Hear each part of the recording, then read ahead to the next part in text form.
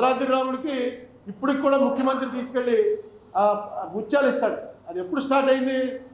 తానీషా టైంలో స్టార్ట్ అయింది. నిజాం నవాబు తీసుకెళ్ళేవాడు. నిజాం నవాబు పట్టుకెళ్ళి ప్రతి శ్రీరామనవమి నాడు పట్టుకెళ్ళేవాడు తను. అది అలా ఆచారం కింద వచ్చి హైదరాబాద్లో ఎవరు గద్దెనెక్కితే వాళ్ళు శ్రీరామనవమి రాగానే పట్టుకుని వెళ్ళాలంతే. రాజశేఖర రెడ్డి పట్టుకెళ్ళేవాడు, కేసీఆర్ పట్టుకెళ్ళేవాడు, అంతకుముందు ముఖ్యమంత్రులు పట్టుకెళ్ళారు.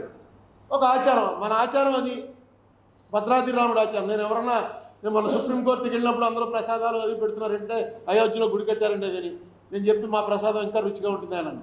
అదేంటిది అన్నాడు. ఎందుకంటే మాది భద్రాద్రి రాముడు, మీది అయోధ్య రాముడు, మీరు తగులు పడతారు, మేము తగులు పడం, మాకు అందరూ ఒకటే, అందుకని మాదంటే ఏ ఊరు వాడు వీడు ఎక్కడి నుంచి వచ్చాడు ఇవన్నీ చెప్తున్నాడు ఇక్కడ. అవును, మనం వెళ్ళాక మనం చెప్పాలి కదా, ప్రెస్ మీట్లోనే చెప్తే అలాగా ఎక్కడ పడితే అక్కడే చెప్తుంటాం. ఈ డిస్టర్బెన్స్ ఏదైతే క్రియేట్ అవుతుందో దాన్ని అలర్ట్ చేయడానికి మన కర్మ ఏంటంటే మన ఆంధ్రాలో 25 మంది ఎంపీలు వాళ్ళ మనుషులే, మొత్తం రాజ్యసభ మెంబర్లు వాళ్ళ మనుషులే. ఏది వచ్చినా సరే వాళ్ళు మోడీ గారు ఏం చెప్తే దానికి ఓటేసేస్తారు. అందులోంచి బయటపడండి. కొన్ని ఇష్యూస్ మీద మనం ఖచ్చితంగా వ్యతిరేకించాలి. ఆ వ్యతిరేకించవలసిన ఇష్యూస్లో రాజీ పడకండి. మనకు వాళ్ళు ఏమీ ఇవ్వలేదు. రాజీ పట్టడానికి ఏమైనా ఇచ్చారంటే పోలవరం లేదు. పోలవరంకి వేళ 100, 1000 పెట్టారు, ఎన్ని కోట్లు పెట్టారు? పోలవరం కాదు, దానికి అమరావతి, దీనికి రైల్వే, దానికి ఏమన్నా అంటే మీరే ఇవ్వలేదంటారు, వీళ్ళు మేము ఇచ్చామంటారు. 1000 రూపాయలు పెట్టారట, 1000 రూపాయలు. పోలవరం అసలు లేదు, అది నేషనల్ ప్రాజెక్టు, ఖచ్చితంగా పెట్టాలి బడ్జెట్లో, అసలు లేనే లేదు. ఇంకా మనకి ఇస్తామని ఏమి ఇచ్చారు? స్పెషల్ కేటగిరీ స్టేటస్ అయితే ఎగిరిపోయింది. ఎందుకు మనం రాజీ పడాలి? మీ పాతిక కాదు ఇంకో చోట చూసుకుంటాడు ఆయన. మేము అట్లీస్ట్ ప్రజల కోసమైనా వ్యతిరేకిస్తున్నామని చెప్పండి. మా ప్రజలు ఒప్పుకోరా బాబు, నాకు నీకు ఎంత సన్నిహితం ఉన్నా మా జనం కోసం నేను ఒప్పుకోలేను దీనికి. లేకపోతే సిటిజన్స్ బిల్కి ఓటేస్తారు, రైతుల బిల్కి ఓటేస్తారు, అన్నింటినీ సపోర్ట్ చేస్తున్నారు ఇద్దరు. ఇక్కడ వీళ్ళిద్దరూ కొట్టి చేస్తూ ఉంటారు, ఇన్ని బాకీలు అయిపోయి, అన్ని బాకీలు అయిపోయి, ఎంత అప్పు తెచ్చావు అని రోజు ఇదే స్టేట్మెంట్ చూస్తాం. కానీ 1,60,00,000 కోట్ల రూపాయల అప్పు ఈవేళ కేంద్రం చేసింది.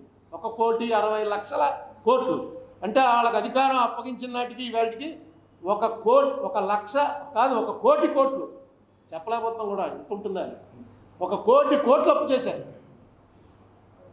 ఏం చేశారా? పోనీ చూపించండి, 1 కోటి కోట్లకి ఇవి కట్టాం, ఇవన్నీ కూడా క్యాపిటల్ ఎక్స్పెండిచర్ చేసామనడానికి ఏం లేదు. అసలు ఏం చెప్పరు, అడిగితే నోరు మీదే అంటారు. కూర్చో అనగానే అందరూ కూర్చోవలసిందే. కూర్చోపోతే పొద్దున్నే ఈడీ వచ్చేస్తుంది ఇంటికి, లాక్కోలేక చావాలి.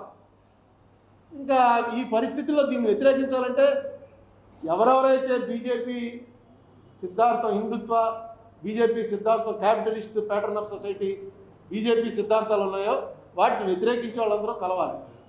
ఆ కలిస్తేనే జరుగుతుంది. బడ్జెట్ మీద ఇంత ముందు మాట్లాడేవాడిని, వేళ చాలా కాలానికి మాట్లాడాల్సి వచ్చింది. అన్నట్టు ఈ మధ్య నీతి ఆయోగ్ సుబ్రహ్మణ్యం గారిని ఒక ఆయన, మేము ఉన్నప్పుడు మన్మోహన్ సింగ్ గారి దగ్గర ఆయన ఆఫీస్లో జాయింట్ సెక్రటరీగా ఉండేవారు. తర్వాత వచ్చి మోడీ గారి దగ్గర కూడా ఆయన సెక్రటరీగా పిఎంఓలో చేశాడు. మన ఈస్ట్ గోదావరి ఆయన అనుకుంటాను, చాలా ఎఫిషియెంట్ ఐఏఎస్ ఆఫీసర్. ఆయన వాయిస్ అని ఒకటి ప్రచారంలో తిరుగుతోంది. ఆయన వాయిస్, ఆయన ఒక నీతి ఆయోగ్ తరఫున ఒక 500 మందిని పిలిచి ఎకనామిస్టులు దాంట్లో మాట్లాడిన మాటలో రికార్డు చేసి అది ఒకటి తిరుగుతోంది. ఏంట్రా అంటే 42% స్టేట్లకు ఇవ్వడానికి మోడీ గారు తీవ్రంగా వ్యతిరేకం. 32 ఇస్తున్నాం చాలు ఇవ్వద్దని. కానీ వేణుగోపాల్ రెడ్డి గారు అప్పటికే 42 ఇవ్వాలి అని రాసిచెట్ట. ఫైనాన్స్ కమిషన్ రాసిన తర్వాత గవర్నమెంట్కి ఆమోదిస్తే ఆమోదించాలి, లేకపోతే తిరస్కరించాలి, రెండే ఉంటాయి. ప్రభుత్వం దాన్ని ఇంత తగ్గిస్తున్నాం, ఈ మ్యాప్ ఎలా మారుస్తున్నాం అంటానికి ఉండదు.